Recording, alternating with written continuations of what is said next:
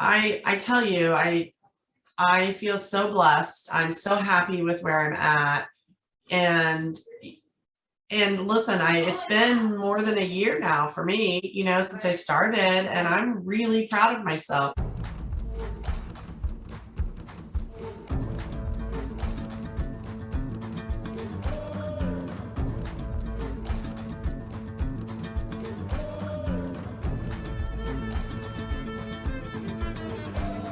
Welcome to The Gut Check, Nutrition and Gut Health for Active People, a podcast where we are talking functional nutrition for functional fitness and a functional you. Remember, if your gut is not functioning optimally, you are not functioning optimally. I am your host, registered dietitian and nutritionist, and OCR fan, Kate Klein. You can connect with me on Facebook at The Dublin Dietitian, or go to my website for additional resources, services, and the video recorded versions of these episodes at www.dublindietitian.com. That's DUBLINDIETITIAN. As a standard disclaimer, the information provided here is for educational purposes only. While I strive to provide accurate and helpful information to my listeners and viewers, I cannot take into account individualized circumstances. This is not a substitute for personalized nutrition, health, and medical advice from a health professional. If you are ready to get your personalized plan, you can go to dublindietitian.com and schedule a complimentary strategy session to get a game plan in place for you to hit your health and fitness goals. So let's get to it. Today we're talking with Sheri Nash. So she was one of my early Empowered Healing Program clients and just had some outstanding results. So I invited Sheri to talk today because she's a really great example of how all things in the body are related and how much of a role food and mindset play in that. While I think, Sheri, you came originally with the goal of some joint pain and weight loss, I think were your top two focuses. Yeah. But your journey ended up touching on so many other things. In addition to that, you had some things that you realized with your energy for your tennis, things that were going on with your business, things going on with asthma, and just all kinds of different things. So it was really fun to watch these changes occurring in business, tennis, and overall mindset. So Sheri, thank you so much for being here and being willing to talk about your story. I'll let you introduce yourself here a little bit more now. Okay. Well, first of all, thanks for thinking I'm cool enough to do this. Oh, amazing. I mean, you hit it on the head. I accidentally found you, not even looking for it. You had made some kind of a post of, do you have inflammation? And you had some questions for people that might have some inflammation. So, I was like, oh, I'm the queen of swollen fingers, aching joints, yada, yada. And, I answered you, and then you and I ended up in a conversation, and I really just thought, oh, I'm going to help her. Look at me being so kind. I'm going to help her a little bit. You did. Market research is really big. Exactly. But it turned out that you have made, and your program and your support have made a significant difference in my world. And I mean that so much. I really, once I decided to really join your program, I thought, well, this is, if she can make my, back not so tight all the time, or if I can sleep through the night, I'm thrilled. And man, it's that times 10. And I can tell you, my sort of seems strange, but for the first October, November, December ever that I can remember, I did not end up at a hospital for asthma or being on steroids for, 5 weeks. And I fully attribute that to that one day I answered an inflammation question. And I really genuinely attribute it to how much healthier I am and how much it's about food and the guidance you gave me about some of the things that might be triggering asthma for me. And, I could go on and on. So I'm really grateful to be here. Oh, I'm glad to have you, and so glad about the results. It was fun. It was so much fun. I always love it. Love seeing that kind of stuff happen, especially to people who kind of coming going, it's just how it is. It's the way it's always been. It runs in my family. Like whatever that mindset is that says, help me with this because it's okay, fine. I've given up on that, to be like, it's true. It's so true. Like I thought you were just so lovely. And I was like, that sweet, sweet woman thinks she's going to impact my asthma. I've been asthmatic since 7. I have 2 asthma doctors. You know what I mean? Or, how sweet that she thinks she can make me bend over without it taking 3 minutes. And I mean that with kindness. I was like, how kind. But oh my gosh, if I could, I'd do a burpee for you right now, but I'm not going to embarrass myself. Well, I'll know that you can do that. That's pretty cool. Sir. Very cool. So what I'm hoping to hear from you, Sheri, with this and for the audience is kind of what lessons you were learning along the way, because I think where you came in with kind of this idea of, I'm just trying to deal with one thing and I'm a busy mom. I don't have a lot of time to take care of myself. I have to put the kids and the family and everybody else first. That's just a very, very common place for people to be. So I think if people can hear a little bit what you learned along the way, what sort of conversations you had to have with yourself to make those mindset changes to not only completely excel in the 90 days, but we're here a year later and your changes have stuck. Your weight loss has continued, your symptom improvement has continued. So you've made this all stick. Yeah. So I was hoping, like, what are some of the big aha moments that you had regarding that mindset and relationship with food? Okay. Well, it's interesting that I look back now and even some of our conversations where you were helping me with mindset, I would feel sort of silly as I was answering questions that were absolutely in my head, true thoughts. Well, I just don't have time for breakfast. I have to give the kids attention. I have to hurry and get out the door. I only have X number of hours to work. I feel guilty because they're with a sitter and that's not my plan. And so I was constantly rushing from one thing to another and not like a victim, but pretty much thinking it's okay. I have plenty of time to take care of me later, make sure that the kids are happy and they feel love and they're taken care of. One of the things that I still stick with this strong belief that while I wasn't taking care of myself in any form, other than I did play, I was obsessive with tennis and I never quit that. But I beat myself up so much for any outside of activity I did or how much time I was at work. So any minute I was at home, I thought I don't have the right to take a minute for myself. And whether that be appropriate sleep or quiet time or whatever. So what I found myself doing, Kate, was not eating or even drinking most of the day. Maybe I'd grab a granola bar. Maybe. And then I'd hurry and make dinner for the kids, snack the entire time I was eating, but in my head, those calories didn't count. I'm sure you understand that. Yeah. And the truth is I was tired. I was, honestly feeling kind of overworked and a little underappreciated. So I would just drastically overeat and then accidentally snack on bad food for an hour and a half after, the kids were in bed. And I say that now and it kind of makes me go, oh Lord, but I know that there's other people. I know that there's someone else that was doing that too. Oh yeah. So it's like, I think I ate so well all day, meaning I ate nothing. So I haven't taken that many calories in. I'm tired. I'm starting to kind of get crabby. Then I'm throwing myself at the family. And in reality, I was eating from 6 o'clock till 10:30, nothing healthy, nothing good for me. And I just was stuck in a terrible cycle. And you really helped me, some of your modules, but then even just some of I'd tell you something and you would, just really kindly, but directly say, so, well, no, don't make that face because it was true. Like you'd say, well, why do you think it's helping anyone that you're not taking care of yourself? Or why is it okay that you only help others? Why are you not important? And that last sentence made me, I think I said, oh, Kate, I don't like that sentence. You threatened to punch me. I remember. I remember that conversation.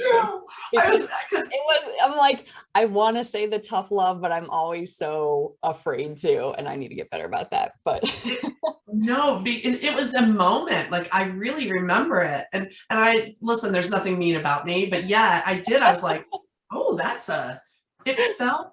it was just powerful. And obviously I've hung on to it as of you because I threatened you, but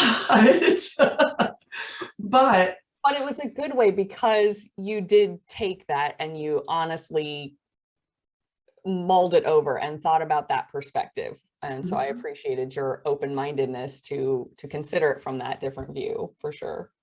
Well, it was exactly said right. And it needed to be said because I wasn't doing anybody any favors, and especially myself in any form. And I would not have seen it. I really think I'd still be in my cycle right now of, I'm trying so hard. Why doesn't anything work? My body keeps breaking down. I'm going to exercise more because I love to exercise. I love sports, but I'm not losing any weight. Oh, look, now I have a injury again. And I was just in this cycle. And to be truthful, every time I'd get injured or something would go sideways, my answer to it was, well, I don't know that I would say this knowledgeably, but the truth is I'd look back at it and I'd be like, oh, poor me, it's been a terrible day. I should probably have an exorbitant amount of spaghetti. Or, what about that chocolate or ice cream that my husband brought home because he loves me? And so I was just on a really ridiculous cycle. And I do know it's not only me, but when you had me do the, you'll know, I think it was maybe a 7-day, what do you eat every day? And I did that before Christmas. And man, I thought it was going to be not a big deal. And I was very honest with you. I really wrote it down. And I actually ended up laughing out loud, like when I saw it. Yeah. And like, I also had like a little bit of embarrassment and showed it to Jeff, my husband. And I was like, for the love of God, what am I thinking? And he was like, and this is the amazing world I lived in. And he was like, oh, sweet, sometimes things are so hard. It's not your fault. I don't think that's that much. And, and I'd be like, I had 2 bags of chocolate in 2 days, and he'd be like, oh, it's okay. But so it was like, it was not only about my mindset, it had to become, for me, the mindset of my kid, of my whole family. Like, I needed them to stop honoring my flaw of eating bad food to make myself feel better. And does that make sense? Like, to sort of justify it and I think that's definitely a tricky place for people because they're like, well, we don't want to make you feel bad and we're not judging you. And that's a hard place for any friend or family member to sometimes be in, but there was all just love and support. And I remember one of the big mindset shifts you had that you told me about was fairly kind of in the early half of the program, I think, and how your kids were kind of like teasing you, like, we're going to tell your dietitian, oh, mom can't have this, mom can't have that. And it clicked for you. Like, it's not about what you can't have. It's about how you're treating your body. And you got to then share that with the kids. And that one always stuck with me because I thought that was a really amazing shift as well. Huge shift. And because I'd always only been in the diet mindset, and I'd power through the Atkins, or I'm going to do Jenny Craig, and I'd be really proud of myself. But then I would think, well, now that's over, and now I can have that chocolate again, or whatever. And so much of it for me was I had to understand myself and my process better. And to this day, absolute truth. Even Eli, my 10-year-old, said the other day, well, I can't remember what I was eating, but there was something that they were all having that was kind of sweet. And I was like, ooh, that looks good. And Eli said, well, you can't have it because of your lifestyle. And then he paused and he goes, I mean, you can have it, but you don't want your knees to hurt tomorrow. And I was like, yeah. And I started to laugh and I was like, you know what, buddy, that's true. I can have it, but I'm not going to. And like, and that literally his word was your lifestyle. And isn't that awesome? That is so cool. 10 years old, you said. I know. And so it's been cool. And the whole family, like literally, and it took a while, like even my close friends but my family core here in the house, they very much jumped on the bandwagon. And it really, weight loss would have been cool. And you and I had sort of a minimal goal that I far surpassed that. But it was the way I started to feel. I'll never forget a week and a half in, I said, Kate, you won't believe it. I slept through the night. And I hadn't done that in years. And so its mindset mattered so much, but then you helped me have so many wins right away that it made it so much easier. Yeah, that momentum and the when you see results, it makes it easier to stick to. But even still, here you are a year later. So what routines have you set that really you feel like if you look back at, or if you were in the past and you were told like in 2 years, you're going to have these routines and you would have just like rolled your eyes probably at some of these habits. So what routines and habits have you set in place like that keep you on track, that keep you doing this week after week for over a year now? Well, excuse me. I will tell you that I have found that I've not been able, and I'm okay with it. I still really have to track my food in my fitness pal because I'm still really good at underestimating what something was. And, you know, I don't do it daily. It's not like, oh my goodness, if I didn't write every morsel, but that's been a big deal for me because I think for me, it's easy for me to think, actually, I would forget what I'd had, or I think I've had nothing all day, you know, and I don't know. So my fitness pal has still really been my friend. I probably get on a scale maybe twice a week. And that's helped a lot too. I was doing it for a long time, like every day, but then I just figured I'm going to step away from that. And that's really held well. But I do start every morning, Kate, and I, again, attribute this to your program with, you know, for sure, gratitude. I have a positive affirmations book that I, you know, read and go over. And it's not even focusing on food. It's focusing on how good my day is going to be and what my plan's going to be. And that there's no need for something to derail me, which seems really silly that matters to stop me from eating that accidental exorbitant amount of spaghetti I used to like. But it's like I've set a new tone, you know what I mean? And that's been huge. Is it something that I've heard that and maybe this is kind of like what you're saying, where it's almost like you're taking each morning to, first of all, put yourself in a good mental place by thinking of positive things, but then sort of saying like, I'm taking control of my day instead of I'm going to let this day run its course, might run me over, and then I'm using food as comfort at the end. So it's like an intention. Yeah. Oh, so well, better said than me. Well done, you. Just trying to sum up and make sure I understood. Yeah, no, that's exactly it. That I'm not, the day's not going to happen to me, you know, like I'm going to set its course. And, you know, I know what I'm having to eat every day, almost every week.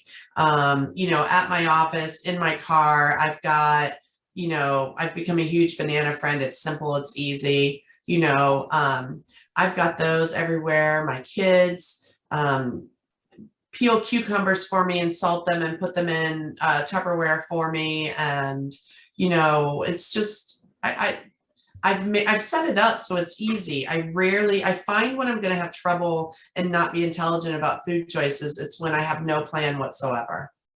Yes, planning, huge. Yeah. definitely one. Now, some of the things that were important to you when you started, and you keep very busy, and you've mentioned kind of tennis, you've got your own business and your family. Yeah. So kind of touching back on some of the things we touched on. When you and I started working together, there was a lot of hesitancy.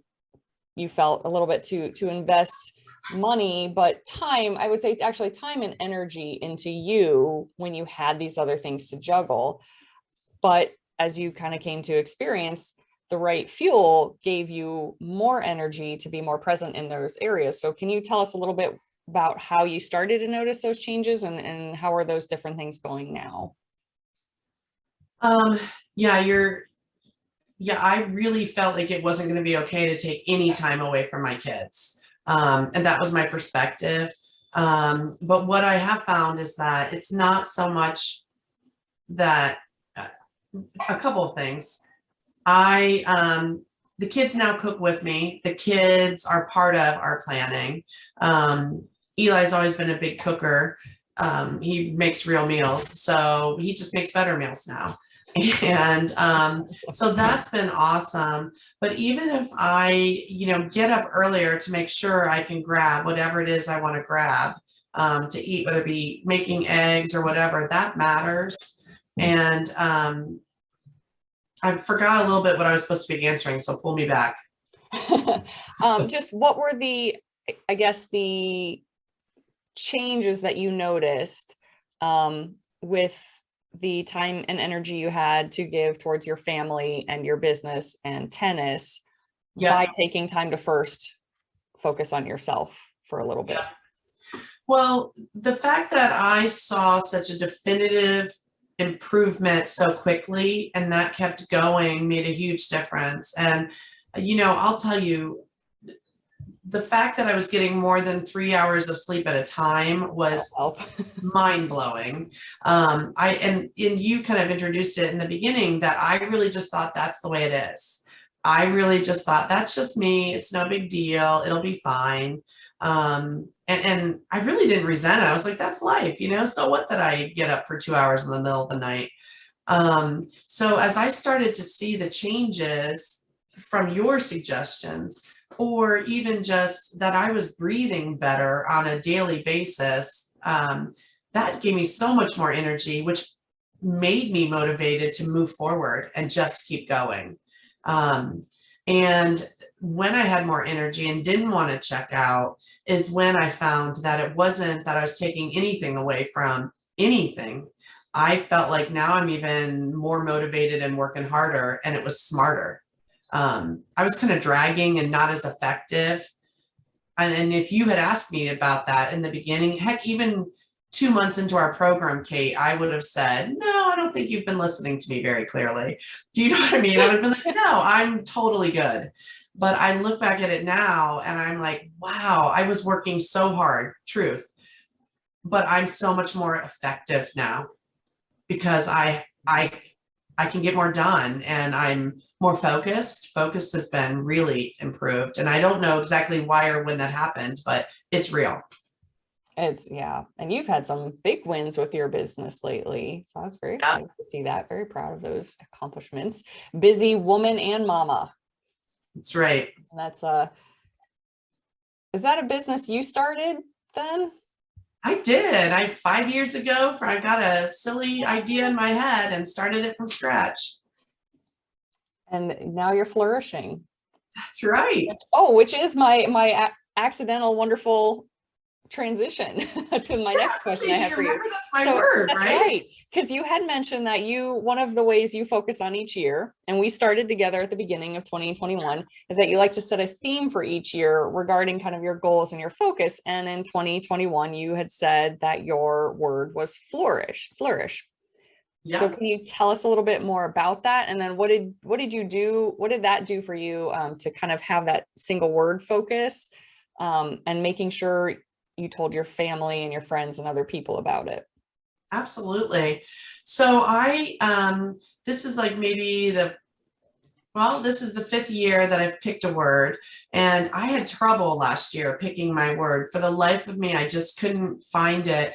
And then I finally decided Flourish is my word.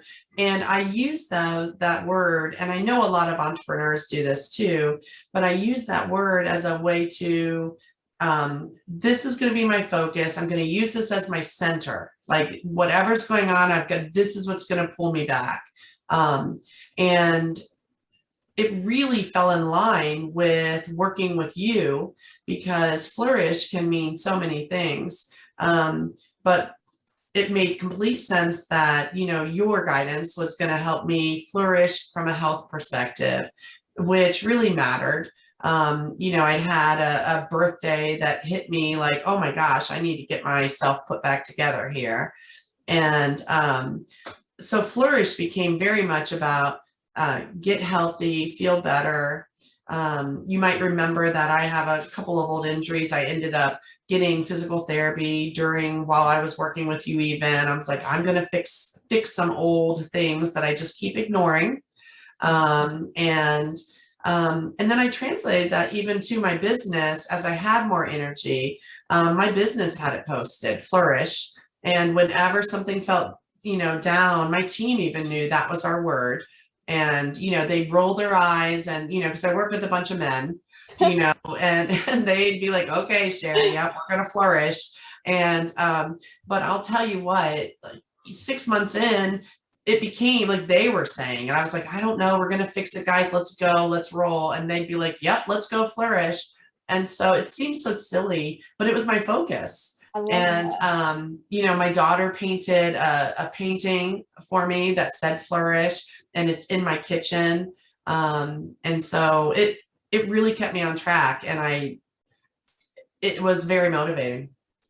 I like that. And it's something that kind of really concisely, you don't have to sit down and like meditate or to spend a lot of time. It's just, you've got that word.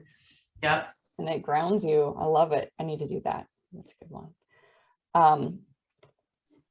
So yeah, you mentioned the injuries, and I know you had talked a lot about the tennis games, the energy, how you felt on the court, what your teammates and everyone and friends there were saying. So can you tell us a little bit about how that improved by taking control of your health and your nutrition? Oh yeah. So I am tennis obsessed. I don't get to play quite as much as I want to right now, but given a choice, I play 3 times a week. Mm-hmm. And sometimes 4. And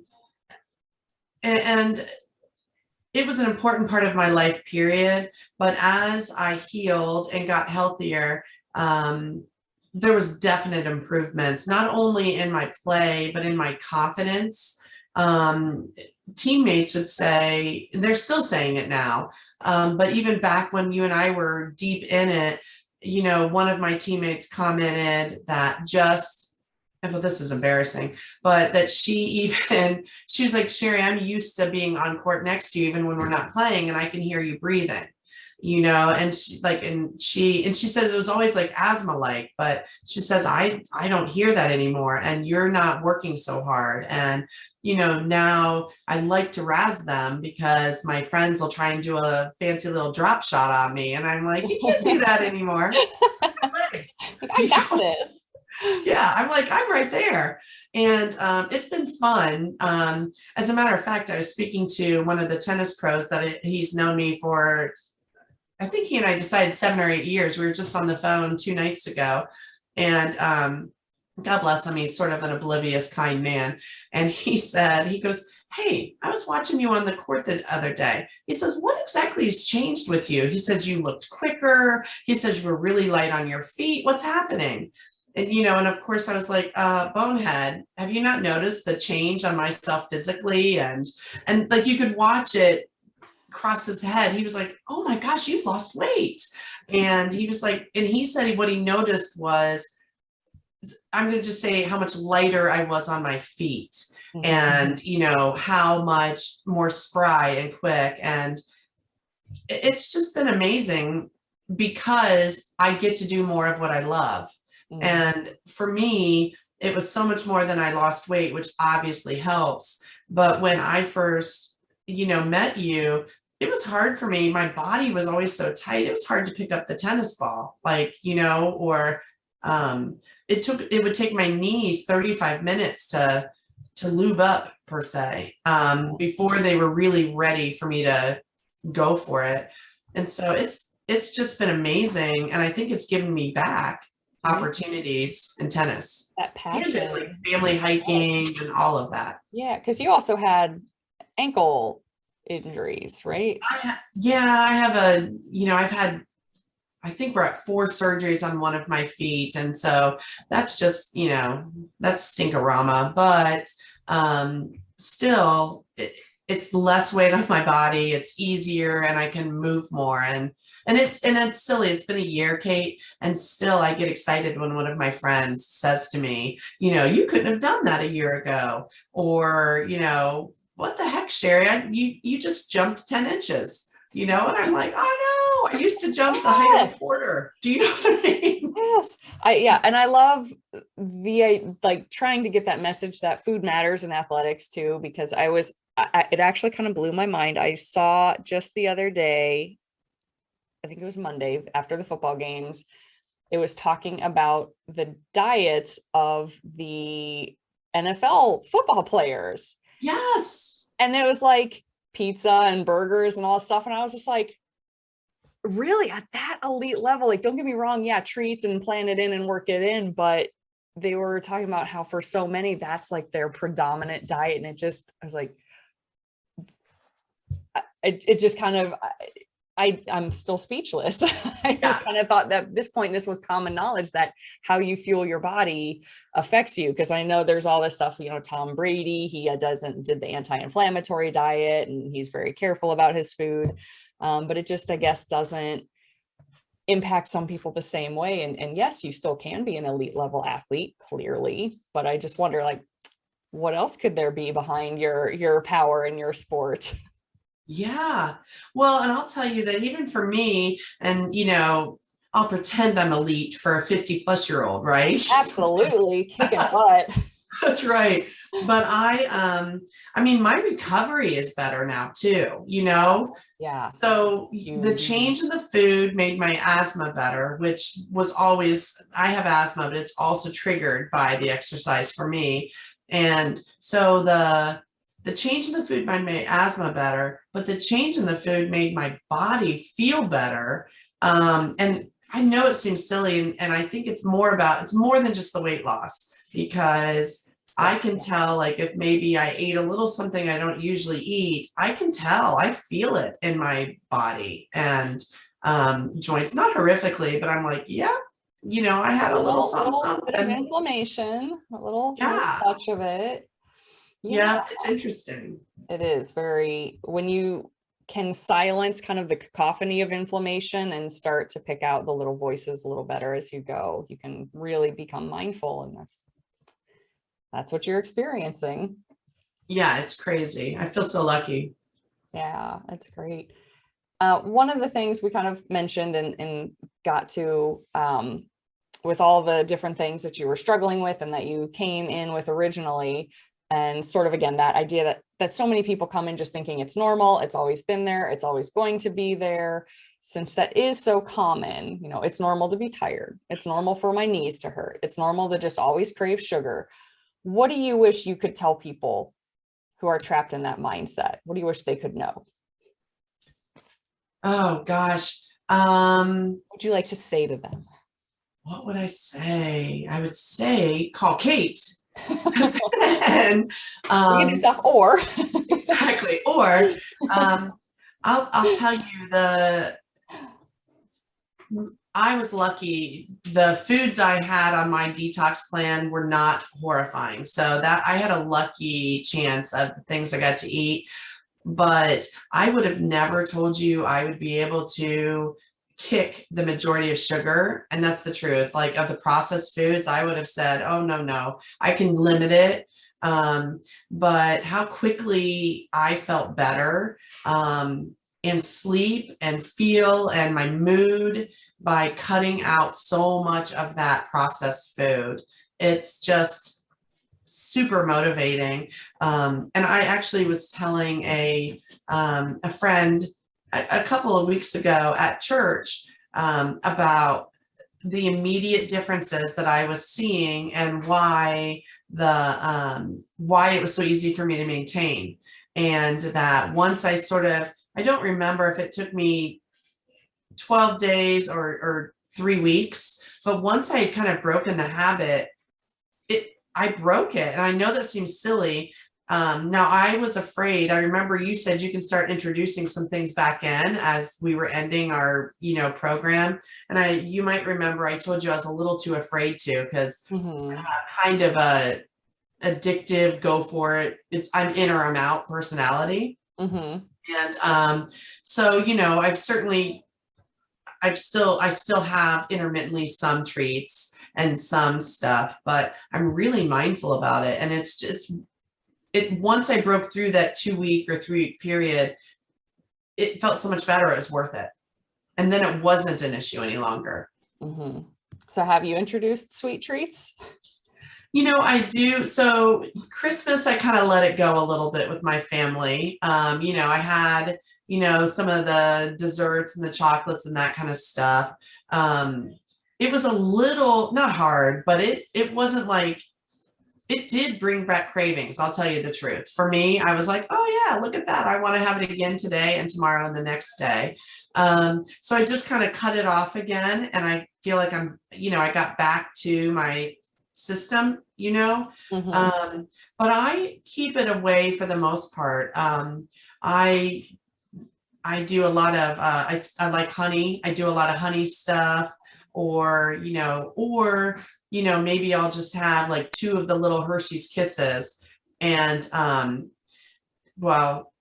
I have to hand the bag to somebody else because, clearly I don't understand what a proper size is. So, but like, for the most part, I don't have that much, to be truthful. I found my way. I'm going to stick with it. And that's working well for you. Yeah. So what have been some of your favorite substitutes or healthy recipes, kind of your go-tos at this point? Well, or do you have Eli planning them all for you? I love Eli. He's, I do, and this might sound crazy to others, but I do, like if I really want sugar, I'll have a banana with honey on it. You had given me a recipe that I had honey and cinnamon, and I have to cook it up. And sometimes that's just way more effort than I'm into. Oh, like the fried banana kind of thing? Okay. Which is amazing, by the way. Too much work. That's fine. That's what I was like, that's more than I want. So I'll like do honey on my banana. Honestly, I have, I eat a lot of cashews parceled out, and then I can find the different flavors of cashews, and that's been nice. I don't know. I'm so boring. I said to Jeff, I think that I'm eating a total of 8 meals in my lifetime. Like I found my 8 safe, healthy things. I think I ate nothing but salmon for approximately 3.5 months, when you and I first started. So, I don't know. I eat a lot of fish now, a lot of eggs. I'm clearly obsessed with avocado now. Who knew that would ever happen? It's just so totally evolved. Very cool. And Sheri, do you have 3 books or podcasts or other resources that you would recommend to people about any aspect of healthy living, mindset, nutrition? Gratitude, personal development? Oh, Kate, let's see. Well, if you're going to allow me to go personal development, I'll tell you that I'm very much in the process of working a book called The 12-Week Year. And that's a productivity sort of motivation book. I'm all in on that right now. And it teaches you sort of how to it's a 12-week year. And that's really helping me move my business forward. And otherwise this is going to be my stumble for you. I don't have any other books. That's what I'm in right now. Okay. And I'm enjoying it. I love it. And I guess we'll start to kind of wrap up. Those were kind of things I wanted to hit. Is there anything else you would like to share about what you've learned, other tips for people, or things you'd like to say to the audience? Well, this is sort of a silly tip. And I'm only going to say this as a person that was asthmatic, since I'm still asthmatic, but really struggled since I was 7 or 8 years old. And I say this all the time out in the world. That I think we had not even officially partnered together.